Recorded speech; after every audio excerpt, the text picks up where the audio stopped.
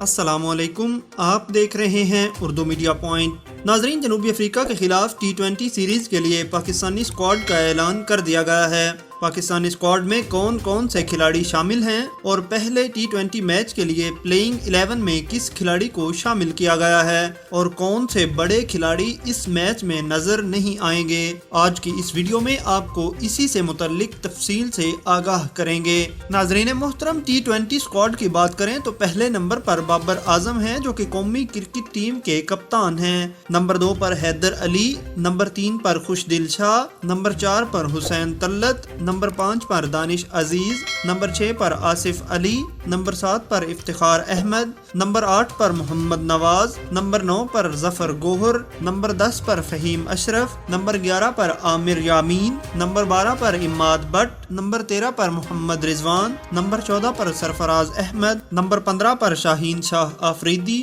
Number 16 پر حارث رؤوف، number 17 پر محمد Hasnain, number 18 پر Hasan Ali, number 19 پر عثمان قادر اور number 20 پر زاہد محمود ہیں۔